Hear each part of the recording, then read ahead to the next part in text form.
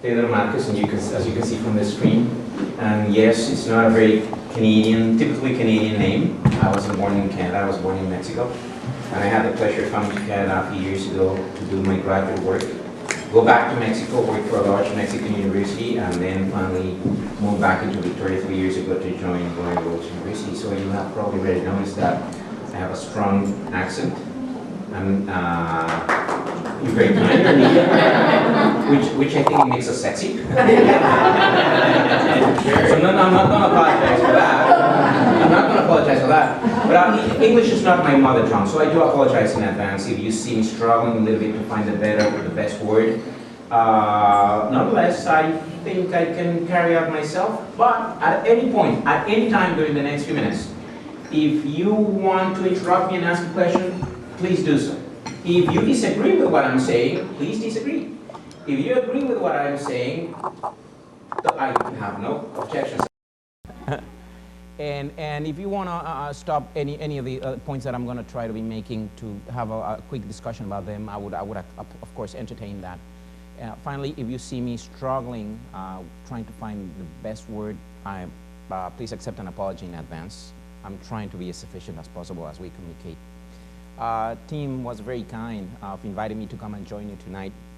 What we try to do is use this forum to try to share some of what our faculty frequently do with the rest of the community who might be interested in coming to Royal Roads. And many faculty have come here and done a tremendous job in the past. Nowadays, this is my opportunity, and I'm very honored. It is my pleasure to come and spend some time with you. He asked me, what do you want to speak about? And I said, well, what do you want me to talk about? And he said, well, what do you think they might be interested in? And I said, well, if there is something that is close to my heart, which I believe might be entertaining and interesting for some people, is Mexico. The opportunities for doing business down there, and what is really the challenge about going down there to Mexico. And he said, well, Pedro, give it a shot. So here I am, okay? Now, let me start by setting this up properly. When I've done similar conversations, similar presentations about doing business in Mexico in the past, I'm pretty comfortable with this, and being a Mexican myself who is every day in touch with my own country and finding out what is happening pretty much on a 24-hour basis. I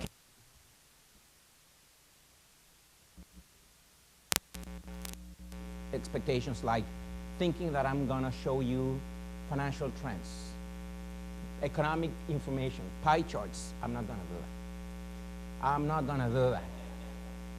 Because you can get that on Google. Yeah, you can get that from pretty much anybody. What I'm going to try to share with you is my own perspective, what I think are the 5 lessons that any Canadian needs to know if they want to successfully do business in Mexico. Are you with me? So if you want to know about the interest rates, central bank's interest rate today is 16%. You can get a mortgage for 19%. If you're interested in an exchange rate, 13 pesos to the Canadian dollar. If you're interested on the tax brackets, from 20 to 35%. But that's information that you can get from anywhere. I'm not gonna give that an emphasis. Is this fair with you? What I do want to achieve, because I think that is actually what would be interesting from this session, would be to give you what I believe are the 5 lessons for doing business in Mexico, and they have nothing to do with financial markets. They have nothing to do with business economics. They have to do with the arguments that I'm going to be putting forward for your attention regarding the relevance of history. The relevance of understanding the culture in a place like Mexico, the present need and search for an identity that Mexicans were going through, and I think we searched that with Canadians, but that could be debatable or not. Third, I want to make sure that you understand that Mexico is much more than Cancun, Puerto Vallarta, and Mazatlán, and actually there is a tremendous diversity in that country. It might look small from this perspective, but it's actually the 10th largest economy in the world, struggling. Yeah, should be doing better, but it's not a small place. And third, if you're interested, we can have a quick discussion of what are the issues that are happening right now. If you look at a newspaper in Mexico, what is it that you will find on the front page, including the war on drugs? Is that fair? Should we try to do this? Now I have a huge challenge. If any of my Mexican history professors were here, they would die just for seeing me try to accomplish this in 35 minutes. So I definitely am going to have to push it a little bit and keep some of the topics at the superficial level, right? To try to be efficient with time. But if you have any questions about any other topics, I can try to dig in a little bit more. Is this fair? Are we okay? Was I successful in establishing this as a dialogue more than as a monologue? It's going to be very boring to hear me speak for 35 minutes. So engage with me at any time, okay? Oh, I believe because English is not my mother tongue, and I'm always very aware of the fact that I don't speak English the way I speak Spanish, and you have to take my word for that. Is that I introduce lots of pictures. I believe that pictures might make this presentation a little bit more entertaining and more efficient. And yes, I will be controversial. Lesson number 1, and this is, I was thinking, what are the 10, when I was thinking about the 5 lessons, I came up with a list of 20 things. But there was one which, for sure, I knew that I had to be here, which is number 1. Not long ago, I asked a bunch of BCom students who were starting to study international business, what was the animal on the Mexican flag? Do you know what they responded? A donkey. I took it as a personal offense. If you are going to do business with Mexico, you need to understand, first and foremost, that this is a high context, culturally, very culturally driven, complex society where history plays a major role on defining who we are and what we want to do. So if you want to do business with Mexicans, you need to understand the way we think. And a good way of achieving that is by understanding a little bit of Mexican history and understanding our Mexican culture. So here's the first one. We're heavy on symbols. Heavy on symbols. And one of the most important symbols is the Mexican flag. And the most important symbol of the Mexican flag is the national emblem. Are you with me? The national emblem is an Aztec eagle standing on a cactus. The cactus is on a small island, and the eagle is eating a serpent. Are you with me? Yeah, that's what it is. And there's a story behind this. Did I use the word serpent properly? Yes. And there's a story behind this.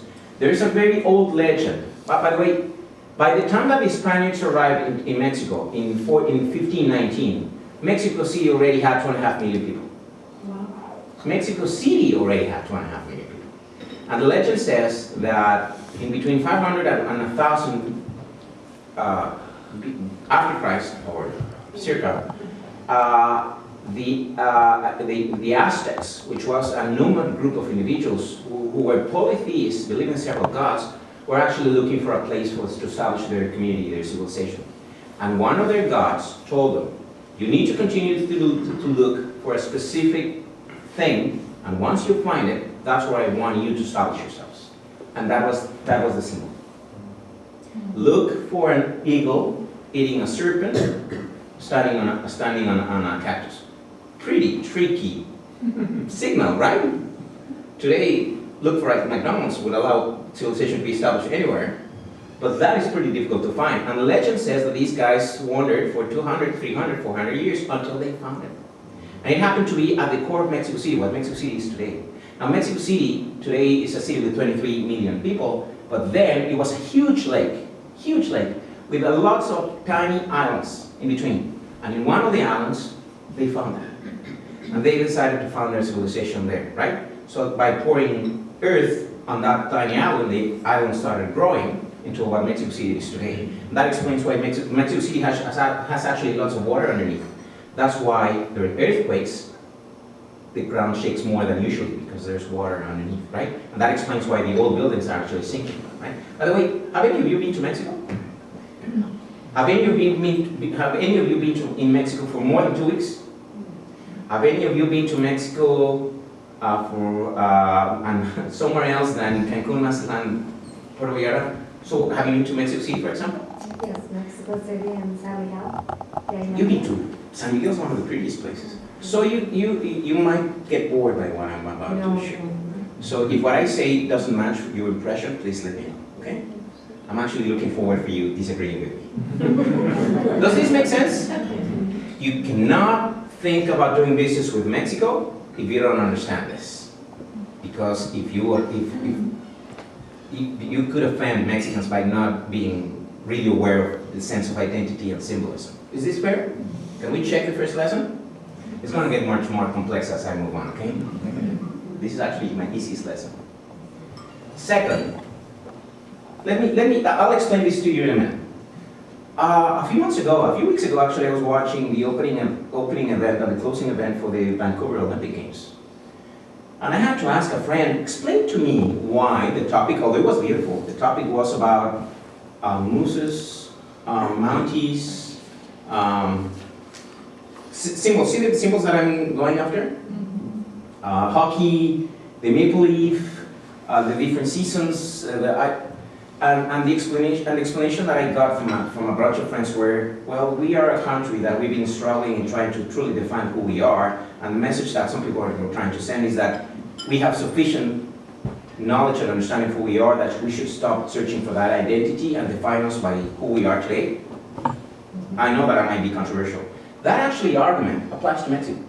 Mexico is a country which is 2,000 years old, maybe more, we don't know. Very complex history. The Spaniards arrived in 1519, so it's been almost 500 years since the Spaniards arrived to Mexico, and we already have a significant amount of history before that, but we're still looking for an identity.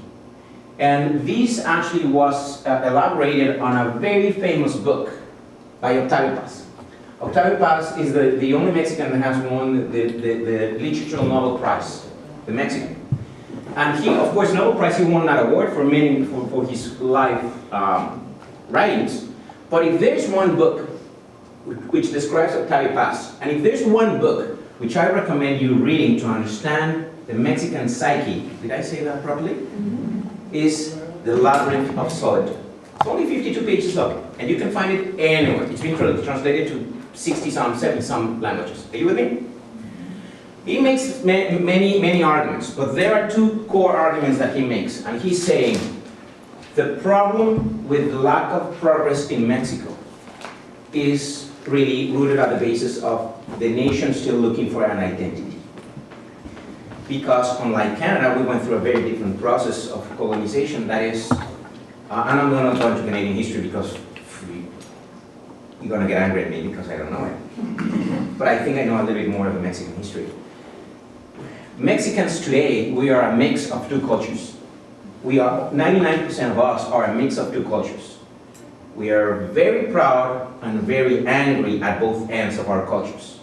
We're very proud of our Aboriginal origin, but at the same time, we tend to reject it, right? We're very proud of our European origin, but at the same time, we tend to reject it. You with me?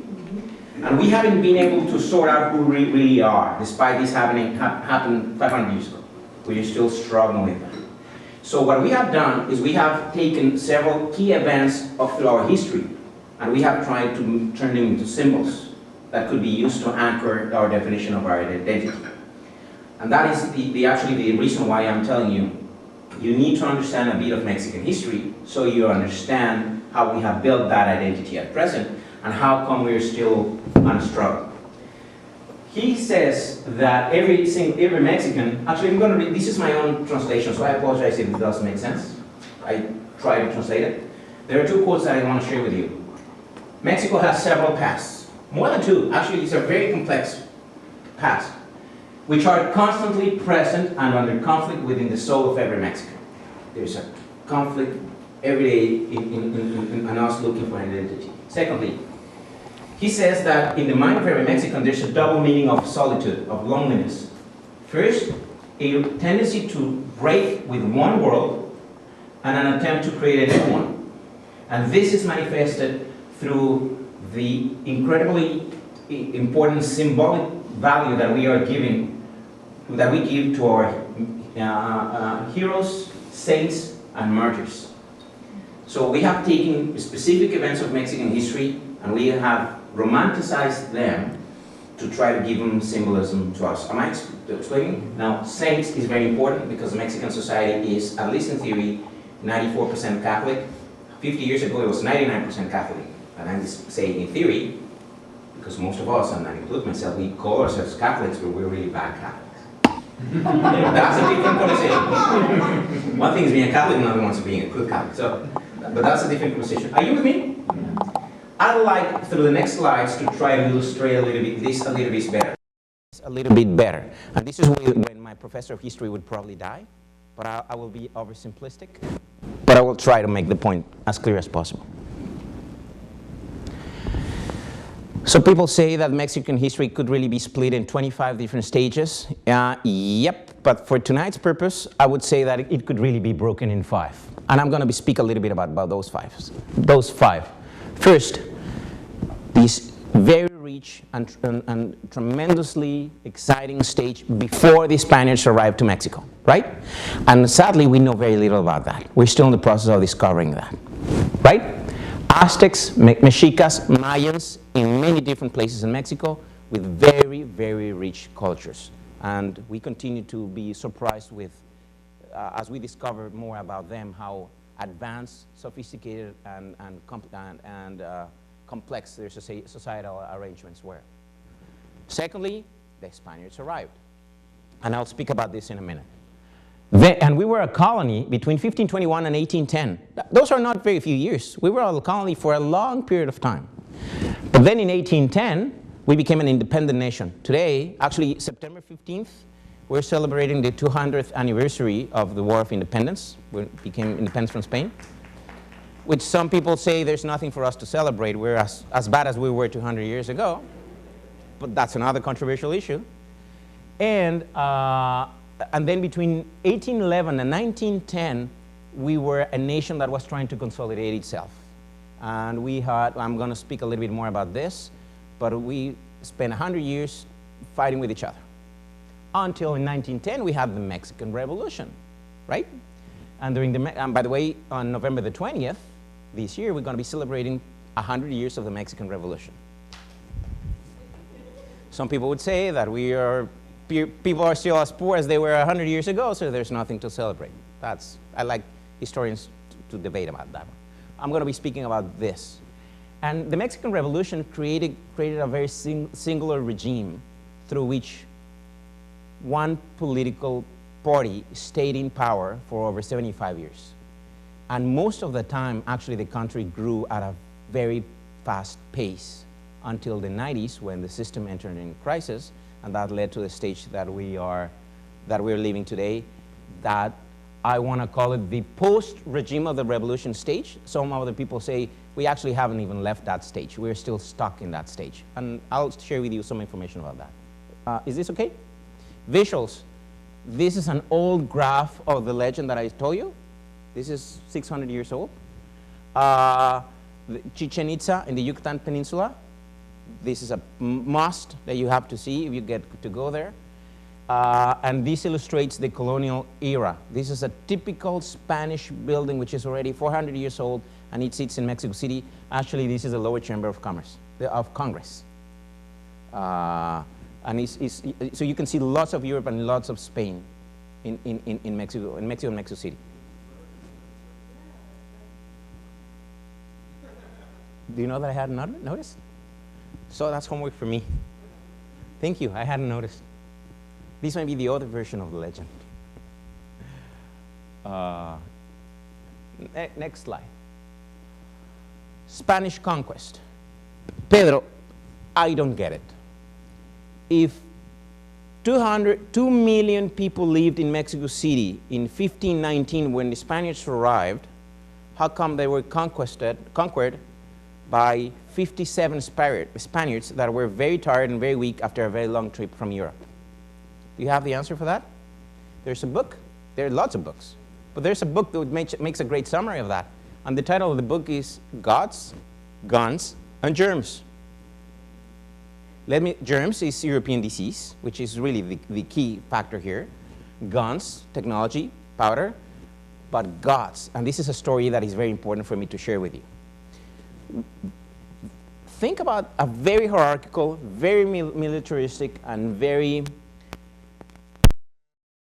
religious society, where priests were pretty much at the top of the social hierarchy. They were frequently fighting wars with the other communities around them, and there was a very strong class structure for 2 million people, very successful. And they had another legend. And the legend said that one of the most important gods who could look like an animal or look like a human being actually had left towards the east. And the legend said that this guy was supposed to come back. So they should be looking for him to return. His human appearance, his animal look would be a feathered serpent, right? And you'll see many feathered serpent sculptures around Mexico in many different places. His human appearance was tall, thin, with a thick beard and a light skin. Are you with me? So when the Spaniards arrived to Mexico, despite the Mexicans and the Aztecs being very good at war, they didn't fight them. They invited home. Actually, the emperor opened the doors of the main castle to let this guy in, Hernán Cortés, who was leading these 57 very weak, very tired Europeans, because he was confused for a god. And then, from within, they conquered them through guns and germs. What a lucky SOB, right? Can you think about the chances of that happening? Sorry for using foul language, but can you think about the chances of that happening? So from within, rather than fighting a war and killing the 2 million Aztecs, rather what they did is they imposed themselves as gods. And actually the Spaniard social structure of the time was actually not that different from the Aztec. It was highly religious, highly hierarchical, and very religious. Are you with me? They just changed who was at the top of the pyramid and which god were they supposed to be praying at, rather than the Catholic one, rather than the polytheistic one. Are you with me with this? Did it make sense? So this is a drawing from the guy who led the Spaniards to conquer Mexico. This is a drawing that represents Hernán Cortés entering the palace of the emperor, not being fought against. This is a picture that describes the first female Aborigine, the first Aboriginal who learned Spanish and became Cortés's translator and then mistress, right? And her name was Malinche, which means nothing. It's just a word in Aztec, and through time has become a synonym for being a traitor. Those individuals that prefer foreign stuff rather than Mexicans are called Malinchists because of this. So this is a drawing that describes the merger of these two cultures: Cortés, white, old guy, and Malinche with the local features. If I'm being too detailed, I can hurry up with this. Merger of traditions. Despite the political power that the Spanish brought with them, actually it was very difficult for them to really impose their own culture and ways of living on top of the Aztecs. Yes, they were imposed into Catholicism and they were forced to get baptized, but in reality they continued to adore their own gods, right? And they struggled with this for many, many different years. People pretended that they had transferred in Catholicism, but they didn't. And of course that makes sense, until something happened. And this is an issue of Catholic faith, which is very controversial every time I speak about it, so I'm going to describe it to you from the historic perspective. Can I try to do that? There's a legend, a story that has been passed through generations, mostly by Catholic training, that now it is beyond the Catholic ethic and it is part of the national culture, about the legend of the Lady of Guadalupe. And the legend is that in 1542, only 20 years after these guys had arrived, a very poor peasant in northern Mexico City was walking through the hill, an Aboriginal individual, through downtown, and suddenly he ran into the spirit of the mother of Jesus, right? Mary, the mother of Jesus. However, she didn't look European. She looked Aztec. And she didn't speak Spanish or French or English. She spoke Nahuatl, which was a domestic language. And she approached this guy and she said, "My son, I love you. Why do you not acknowledge me? Go and tell your friends that I'm here to protect you and to love you. Please, recognize me and adore me." Are you with me? Am I explaining this properly? Is this making sense? So he went to town and nobody believed him. So on the second day, he was walking through the same hill again, and she showed up again. And she said, "My son, I love you. I'm here to protect you. Why aren't you adoring me?" And he said, nobody believes me. So she said, the story's a little bit longer than this, right? I mean, it's like a 3-chapter movie, but I'm making it a 30-second reel. So she said, my son, grab those flowers, wrap them up in your clothing, and take them to the to the top priest in downtown Mexico City. So he did. This guy was Spaniard, right? So by the time that he got there and asked to talk to him, this guy said, I don't believe you, what's your proof? And he released his robes, and those roses had turned into Castilla roses from the town where this priest was born, right? And imprinted on this guy's white robe was the image of the Lady of Guadalupe. Are you with me? This has been passed from generations to generation as a matter of fact and a historical fact as well, right? To the point that Mexicans today describe themselves 93% as Catholics, but 99% Guadalupeans. Again, the Mexican version and then Latin American version of Catholicism is not identical to the one that came from Rome and Europe. It's a domestic version of it, where the mother of Jesus actually showed up herself in the place and suggested that we should adore her through our own version of Catholicism. So a huge religion was created. Now, this is where the controversy kicks in. This thing exists still today, is protected by a bulletproof window, and it is contained within a huge basilica, Catholic church in Mexico City, and scientific analysis has been conducted on it, which confirms that this thing is 500 years old and that there is no scientific explanation for its existence. Further strengthening the Catholic belief on a miracle. Are you with me?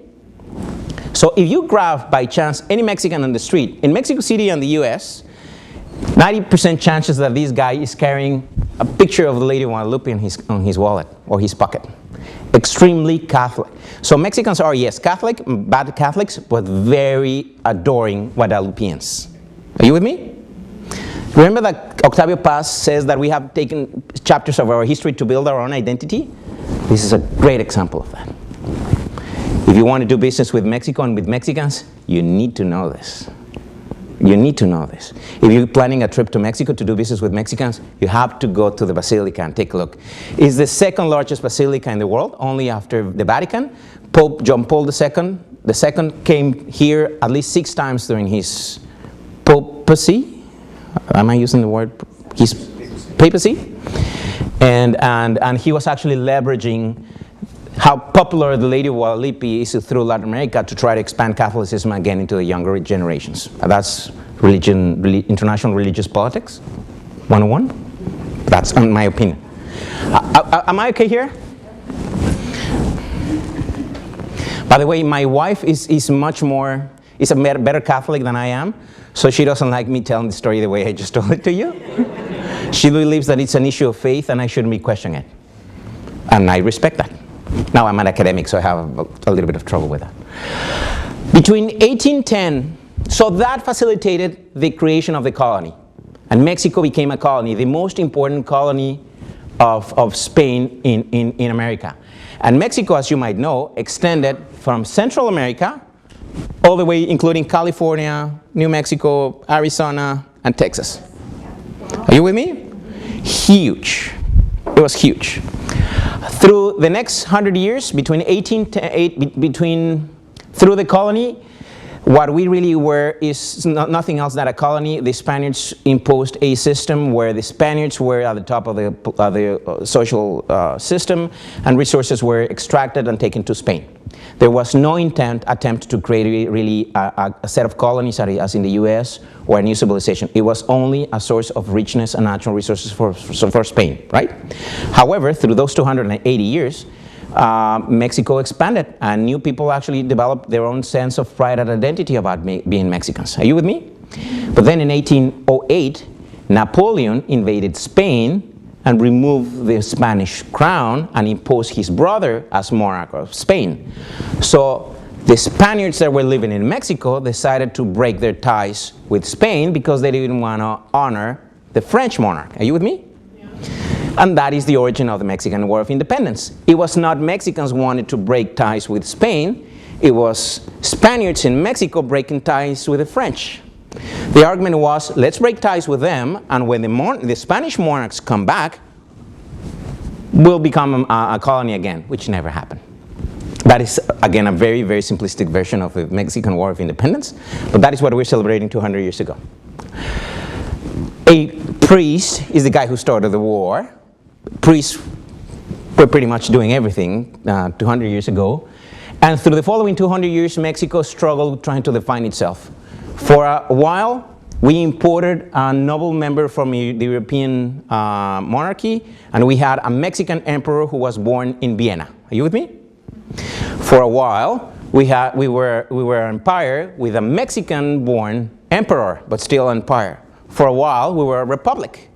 For a while, we were controlled by conservatives, mostly the church. For a while, we had a group of liberals wanting to establish a new government, following and replicating the US Constitution, fighting with each other. There was nobody stayed in power for more than 8 years. And these pictures describe that.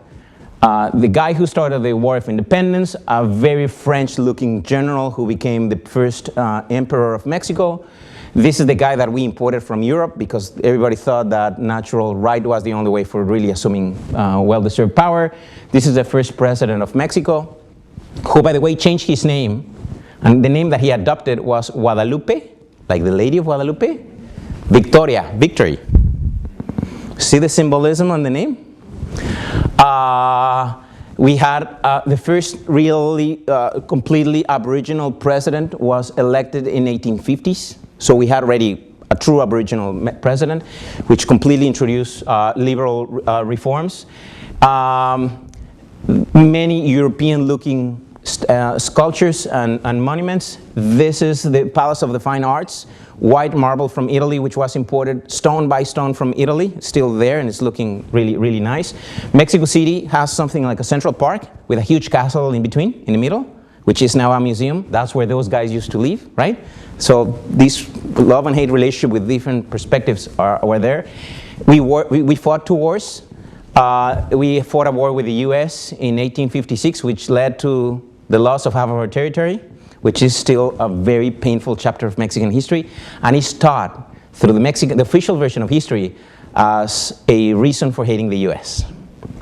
This happened 150 years ago, 160, and it is still taught through official history as something which should not be forgotten. Are you with me?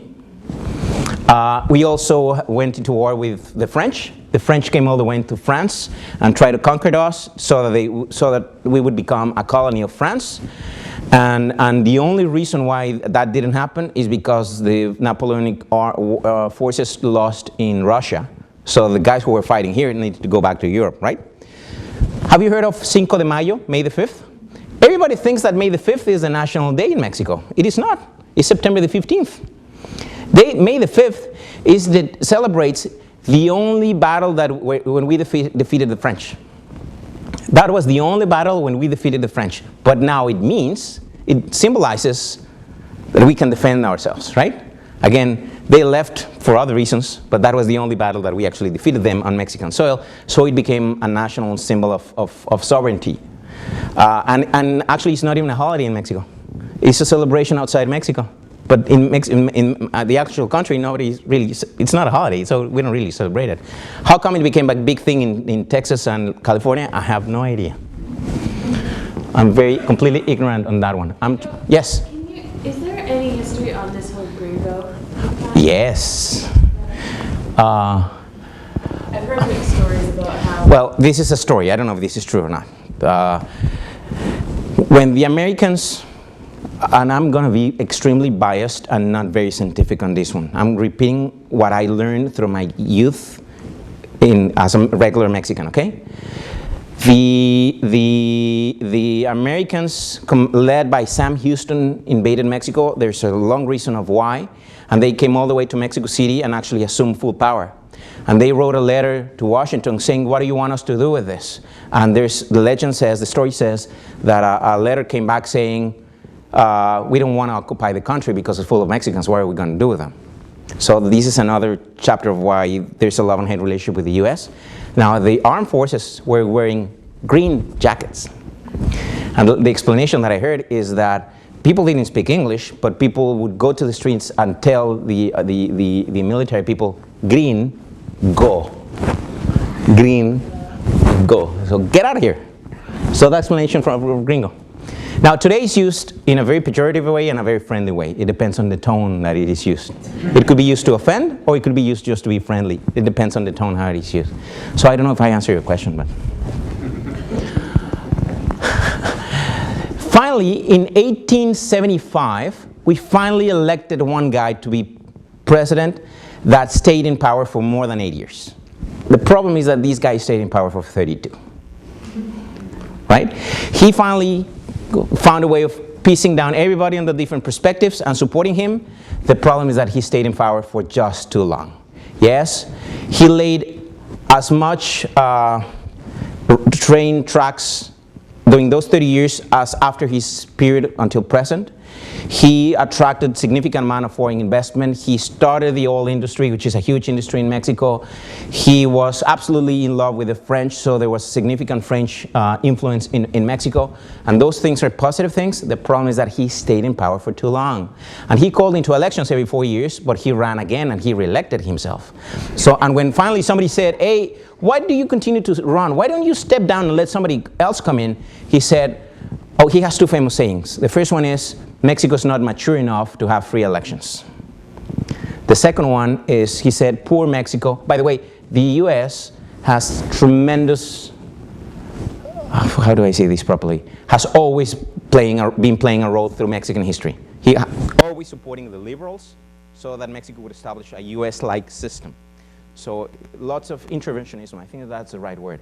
So his second famous saying was, poor Mexico, so far from God and so close to the US. It's a powerful saying, huh? So far from God and so close to the US. So finally, a very wealthy individual whose family owned pretty much all the state of Coahuila, which is a third of Alberta. His family, very wealthy. This guy studied in France and read all the liberals, founded a new party. And he said, finally, it's time for us to go for elections. And he ran. And Porfirio Diaz, the ruler, the tyrant, said, I'm finally stepping down in 1910. I'm calling for elections in 1910 and stepping down. So this guy said, it's time for us to really create a true democracy. So this guy created a new party, ran for it, won the elections. And 1 week after the elections occurred, the previous ruler said, no, I think I want to stay for another 4 years, and canceled the elections, and that led to the Mexican Revolution. Are you with me? The Mexican Revolution was started by wealthy Mexicans that wanted to get rid of this guy. The problem is that they didn't know that there was a huge amount of poverty and that the poor peasantry were really willing to give it a fight.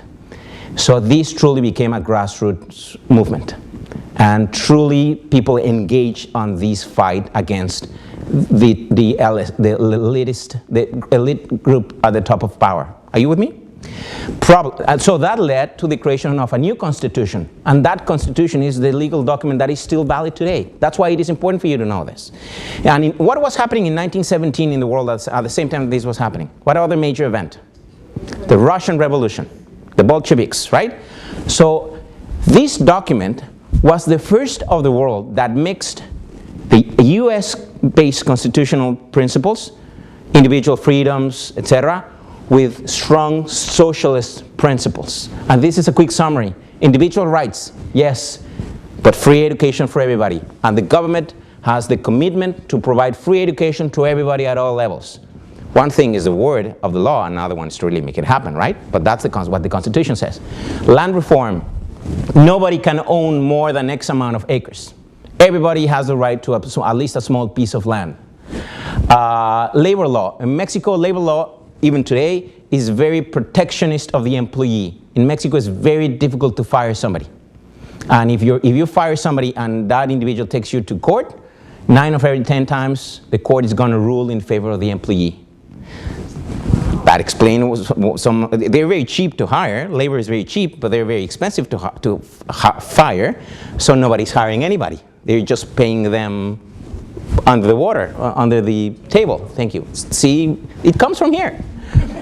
State versus the church, precisely because the church had played such an important role in favor of the conservatives, right? And by the way, at the same time, the US had played such an important role funding and providing guns to the liberals, that this constitution said, we're separating the state and the church. So officially, the church doesn't exist in Mexico.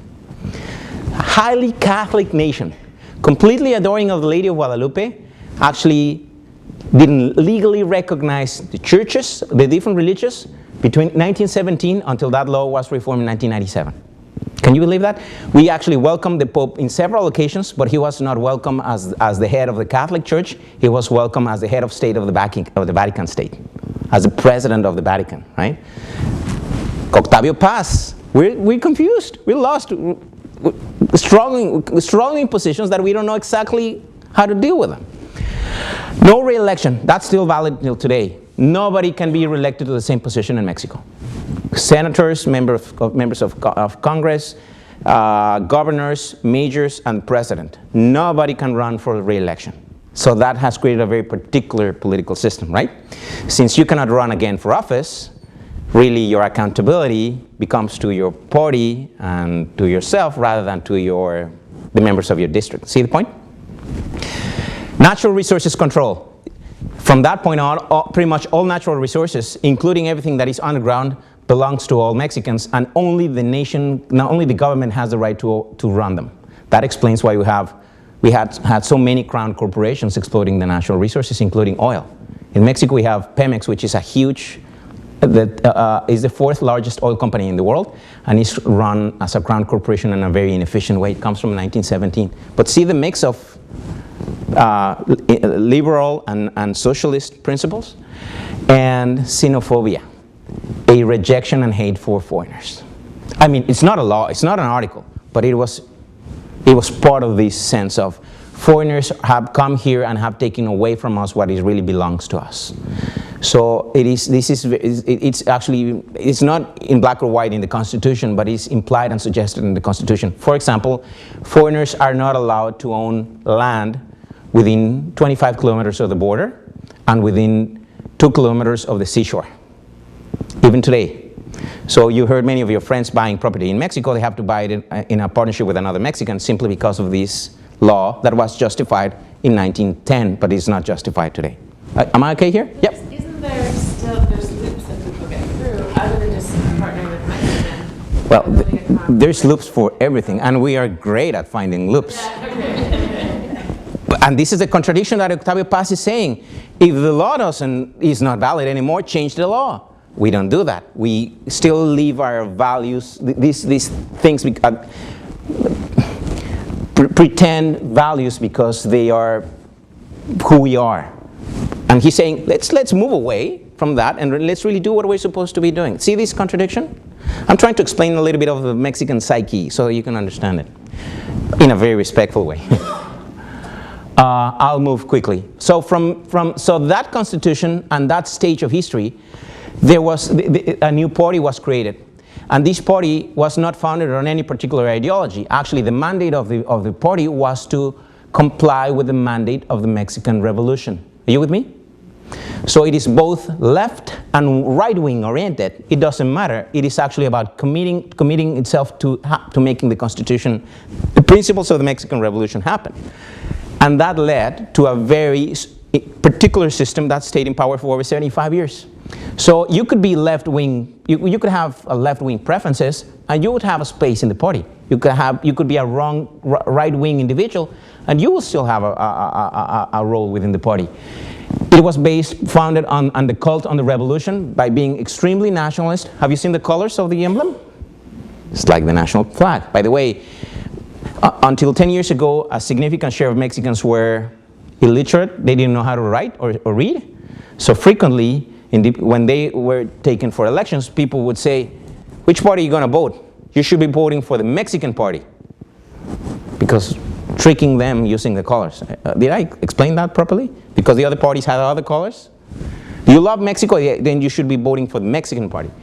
Sovereignty, this wrongly defined sense of we should be calling our shots here without having to work with any foreigners. We should be completely independent from any others, and a rejection of what would be either American or Spaniard. While at the same time we love going shopping to the US, right?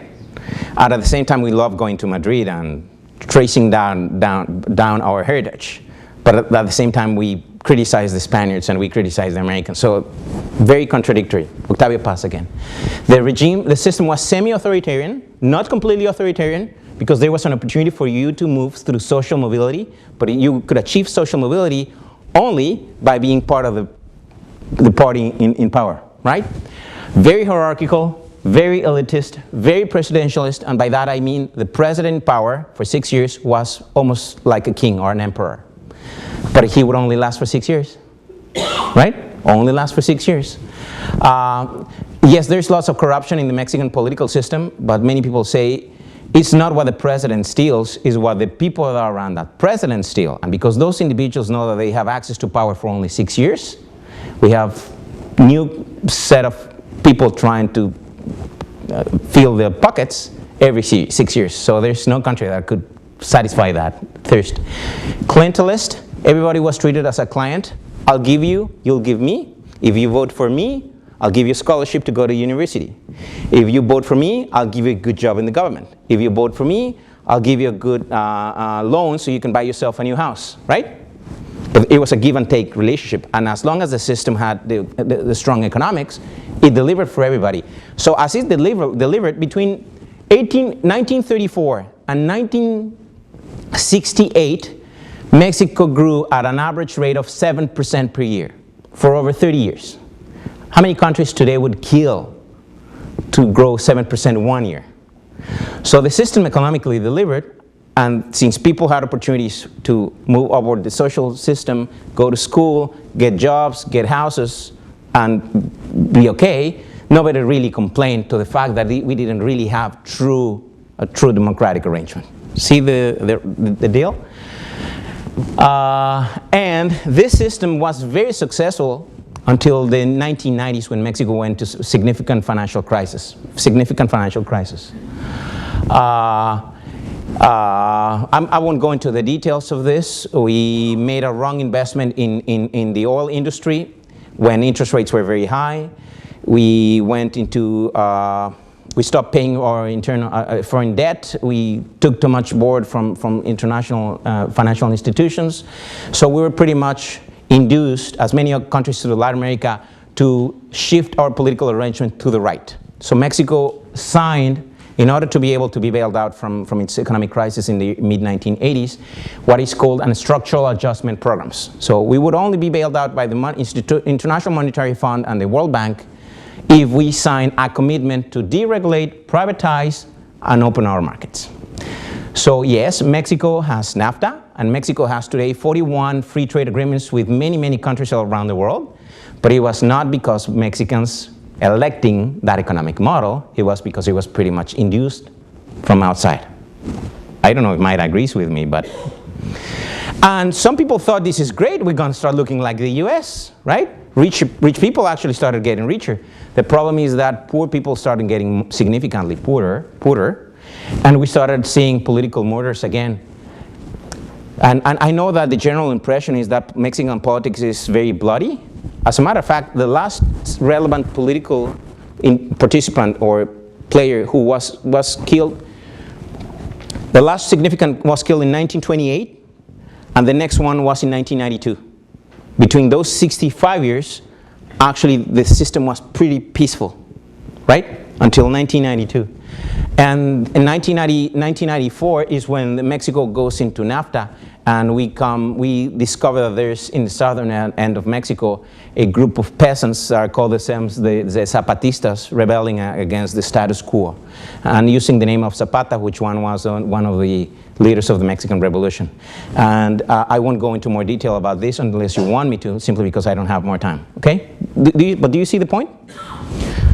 So the system really broke down. And people said, this is not working for us anymore. So in 2000, we had, for the first time, a real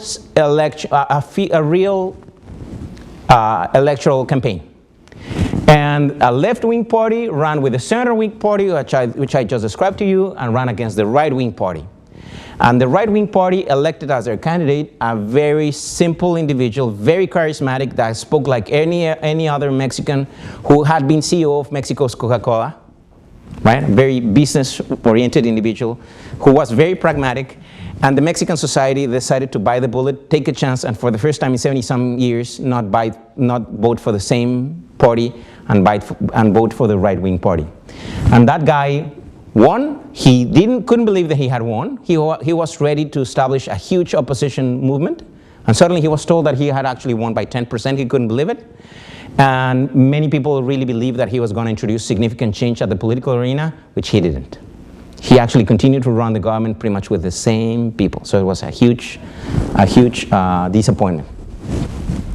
So we went into elections in 2006. And the PRI went with a traditionalist, again, a center-wing party.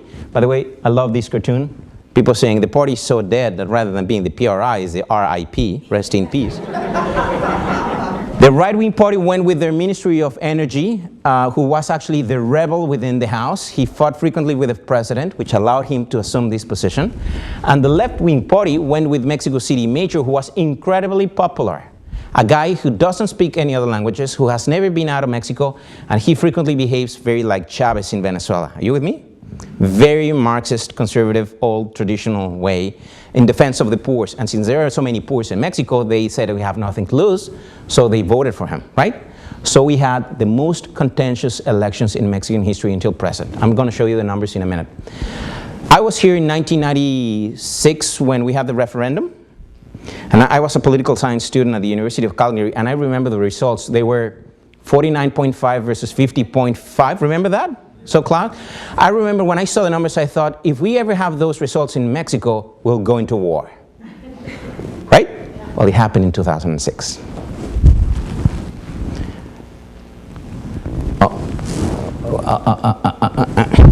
Sorry. Let me show you the stats.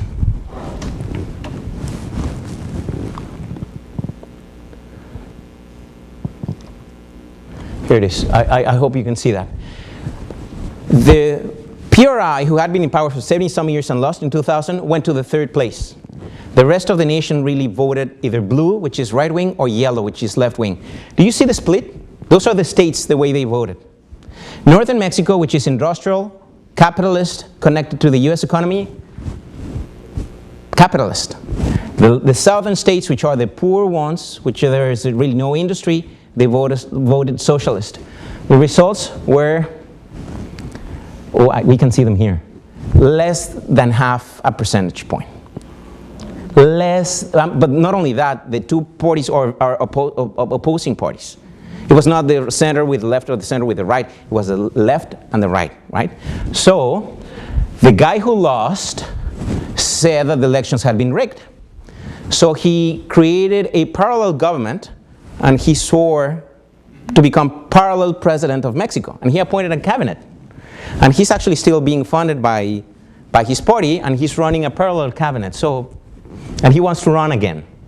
We were this far away, and you can see that I'm particularly biased in this one. We were this far away from electing a Chavez-like president in Mexico in 2006, and you guys had no idea that this was happening. And this had a huge impact in Canada. So this is an invitation to you. Pay attention to what's happening in south of the border. Are you with me? Let me go to the previous slide and move forward. So we have we're going to be having elections in 2012. We had midterm elections 6 months ago, and these guys got 80% of the votes. So the lack of capacity of those guys to resolve the poverty issue, and the lack of those guys to really attract the support of the capitalists or the rich people have actually opened the door for the traditionalists to come in.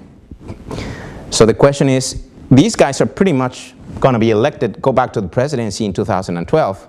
Are they going to introduce significant change to Mexico, or are they going to take us to where we were 20, 30 years ago? So you need to pay attention to what is about to happen in Mexico, right? I hope I'm not boring you. Fourth lesson. So the first one was the symbolism. The second one was this search for identity. The third one was the political system and how it is important to what is happening in Mexico. The fourth one is diversity. Yes, it is much smaller than Canada in size, but it has 100 million people, 104 million people. And there are many, many different Mexicos all over Mexico. Southern Mexico is completely different from northern Mexico. West Coast Mexico is completely different from East Coast Mexico. Even the way Mexicans look is completely different. The way people behave, what people eat is completely different. So don't think about Mexico as one single place. Think of as many different diverse places. And I try to illustrate that with some of the pictures. They're very, very old. This building is 450 years old. This is where the Mexican Post Office headquarters are located in downtown Mexico City. I think this is Palenque, if I'm not wrong, or Chichen Itza in the Yucatan Peninsula. You've seen this before. This is San Miguel. San Miguel de Allende, very traditional old town, revolutionary stage. The Yucatan Peninsula beaches. This is the cathedral in Mexico City, Catholic. And you'll find many modern buildings all over the country. So the point that I was trying to share with this fourth lesson is, don't think about one single standard homogeneous place. It's incredibly heterogeneous, and you can do many different kind of business with many different people in different regions of Mexico. That was the point that I was trying to make with this slide. Finally, and I promise that I will hurry up, what is happening today? We have a divided nation. Right wing versus left wing. And that is actually opening the door for the center wing party to come back and win in 2012, simply because it's the middle ground. Secondly, the tortilla wall. We have a key strategic relationship with the US, which is really framed within a love and hate relationship with them, which I know that you Canadians fully understand, right? But the problem is that there is a severe dramatic turn towards conservative politics in the southern of the US. Arizona just passed a very aggressive anti-Mexican law, and they just built a huge wall through the border. The border is almost 3,000 kilometers long, and there's a huge wall in between. That's probably the largest wall ever in the world. That is bad relationships for everybody. Really bad business for everybody. Third, Mexico was for many years seen as a leader amongst the Latin American countries. But now we've actually lost that position for Brazil, and we actually started a very bad set of sad situations and conflicts with Cuba and Venezuela, to the point that our presidents have been in public recorded calling each other names. With Castro and Fox, and between Calderón today and Chavez. No, really embarrassing. So we lost that leadership position throughout Latin America. The rest of Latin America sees Mexico, because of NAFTA, as having sold our soul to the capitalists, which is pretty sad because we had a very strong relationship. Well, another controversial argument. Four, we all know that there's a huge need for energy reform, fiscal reform, and a labor reform. Energy, we are wasting our energy resources by managing oil through a crown corporation. However, and everybody knows that, however, it is such an important source of revenue for the government that whichever gets into government changes their mind about privatizing it, because it would be like killing their own golden goose. Fiscal. Our fiscal arrangement is completely absurd. 40% of Mexicans don't pay taxes. There's a huge under-the-table economy, and it's very difficult to detect them. So those that pay taxes are pretty unhappy because they're pretty much carrying everything over their shoulders, right? Third, labor. Did I just explain to you that the Mexican labor law is very paternalistic of the employee, right? So nobody's hiring. I'd rather give you some money so that the tax man can see it, rather than give you a full contract so that it is very expensive for me if I need to fire you. See the whole logic here? Finally, and this is important for you guys, we have always had a love and hate relationship with the US, which is more leaning towards hating than loving, but a very respectful and decent relationship with Canada until July of 2009. Yes, that's When, and I apologize if I'm being politically incorrect and I'm being taped, so I better be careful with my words, but I'm going to say this. when the Canadian government for the first time introduced a visa requirement for Mexicans to come here without letting anybody know and without sufficient time for that to be deployed. Are you with me? Yeah. That was seen as a slap in the face in Mexico, like a slap in the face in Mexico. 3 weeks after that, Obama and Calderon actually met in Mexico. And they run a survey. And this is the first time in modern Mexico history that the US president is more popular in Mexico than the Canadian Prime Minister. You reach your own conclusions. And I apologize if I'm too forward with this one, but that's a fact, right? Pictures, the tortilla wall, Calderon and Obama, Calderon and Harper.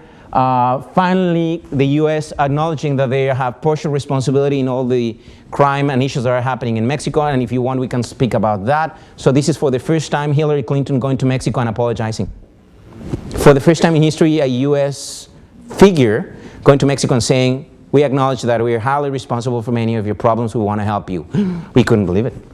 And the crazy guy from the left-wing party swearing. By the way, do you see the emblem? That exactly is the design of the emblem that was used by the emperor, Mexican emperor, in 1835. Wow. Full of symbolism. Be careful. Finally, and I promise to let you go after this, the war on drugs. This is very important. And this is my conclusion for you. Yes, Mexico's in bad shape, but it's not as bad as the media makes it sound. All my family is down there. I just spent a few weeks with my own children in Mexico, and I didn't feel threatened at all as the media makes you sound. Yes, things are bad. There are two things happening. The drug dealers are fighting with each other, gangs versus gangs, and they're killing each other in order to gain control of the grounds. And secondly, the Mexican government, for the first time in history, I need to give this guy credit for this, decided to try to stop them. So he picked a fight with the drug lords. But the president, when he was elected, he didn't know what he was getting into. He didn't know that these guys are so resourceful and so aggressive and ambitious that is a problem very difficult to solve. So what the Mexican government is trying to do is to try to work with the US in order to build some sort of joint strategy for this to be controlled. Most of these guys get so much money by supply. This is very important. In Mexico, there is not a significant drug consumption problem. Mexicans don't do drugs. We can't afford them, and it's not expected from us, from society, to do drugs. Drugs are produced and transferred into the US. The US consumes them. And as long as there is demand, there's going to be supply, whether it comes from Mexico or somewhere else. So the solution is not only located in Mexico. Secondly, these guys get so much money in cash that they become extremely powerful. Third, in Mexico, it's very difficult to have a gun. Actually, guns are highly controlled. If you're caught with an unregistered gun with yourself, you'll go to jail. Despite the corrupt system, you'll go to jail. They're highly controlled by the army. However, there are thousands and thousands of high-caliber guns being smuggled into the country by the same guys, and those are the guns that are being used to kill each other and to kill the army. Finally, why the army? The army is one of the last highly respected institutions in Mexico. Mexico doesn't have an army to fight a war against another country. If we're invaded by another country, the US is going to get involved. If the US invades us, nobody's going to protect us. So we don't have a fighting army. We have an army who has been used through decades to protect society against crisis. Earthquakes, the army people come in to help people. Hurricanes, the army people come in to help society. So they are highly loved and respected by society. And since police and the justice system is so corrupt, the president's the only resource was really using the army. But these guys have not been trained and don't have the resources to fight such a complicated war. That's why getting the US involved is so important, and getting the recognition and apology from Hillary Clinton has been seen as a very positive measure, a step into the future. At the same time, Canadians can come to Canada, Mexicans can come to Canada to visit. So I went back to the other topic, which I'm going to drop now. I just went through 2,000 years of history, and I apologize if I spoke more than I should have, but my objective was to give you my own 5 lessons of what I think you need to know if you want to do business in Mexico, and this has nothing to do with business economics or finance. It has to do with history, culture, and what are the things that are happening today. I would love to entertain any of your questions. Tim? I would say this is, thank you.